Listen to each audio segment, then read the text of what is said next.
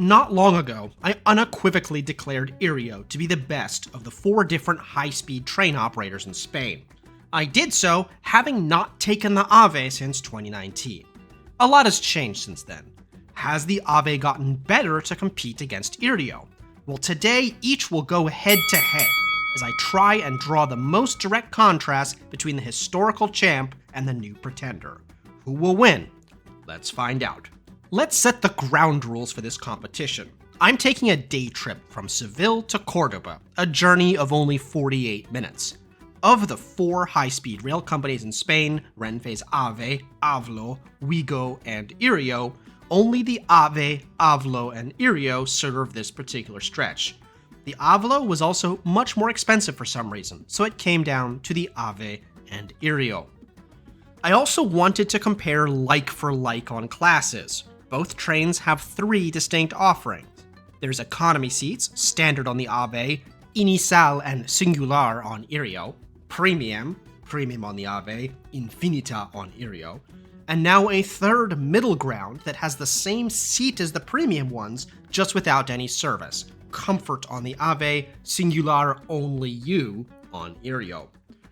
So I wanted to travel in comfort but didn't need the service on such a short trip, so I booked a comfort ticket on the Ave for €38.40 from Seville to Cordoba, and €27.90 in Singular Only You on Iryo from Cordoba back to Seville.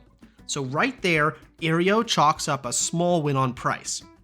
Renfe's Ave wouldn't let me pick a specific seat, only aisle or window, while Iryo let me pick a seat for €4 extra. So even with seat selection, Iryo was still cheaper. I arrived at Sevilla Santa Justa early in the morning for my trip on the Ave. Boarding started about 30 minutes early, where we took the escalator ramp down and then went through security on the platform. The Ave Class 103 should look familiar. It's the same train that I took back in 2019 and is also the same model as many of the Eurostars.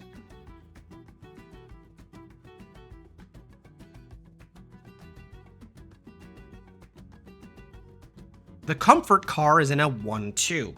I would have loved to have a solo seat, but I hadn't been given the option, so I ended up with a window seat and a seatmate. The seats are at least separated quite a bit, unlike on Iryo. There's power, a footrest, trash can, and a large tray. Doors close 1 minute early, but we pulled out 3 minutes late.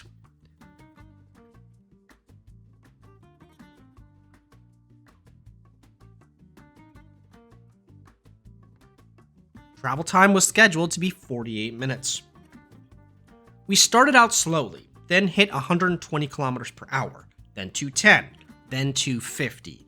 We didn't really go past that and stayed between 210 and 250. I'm guessing that's a limitation on this stretch of track. The Class 103 has an operational top speed of 310 kilometers per hour and is certified in a stock configuration all the way up to 350 kilometers per hour, making it the train with the fastest certified top speed in the world, at least until the Talgo Avril enters service, but that too will be an Ave train. In comfort, there's no service, but you can order food at your seat using a QR code, as well as the cafeteria car. There's Wi-Fi on board, though it isn't particularly fast, as well as entertainment on their app. Things were going well enough on the trip, but we stopped a bit short of the station. We ended pulling in 3 minutes late.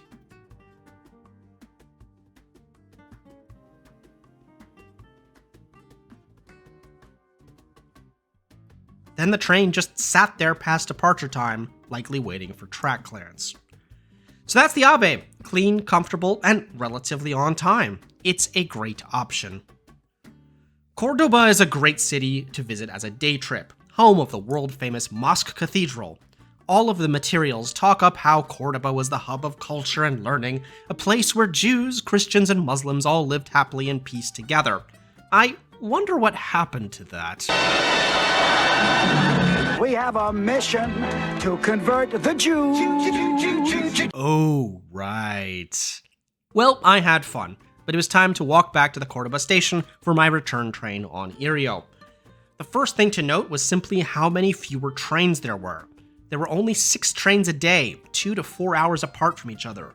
By contrast, there were Aves flying by every few minutes, and even the slower trains that would have gotten me there sooner.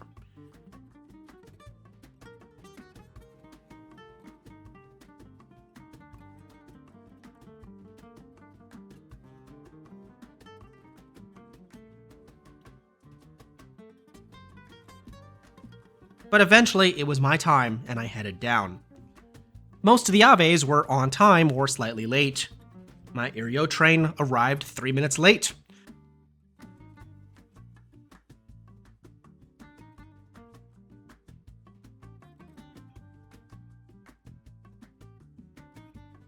On boarding, I was greeted by a man smoking a cigarette who was blocking the door.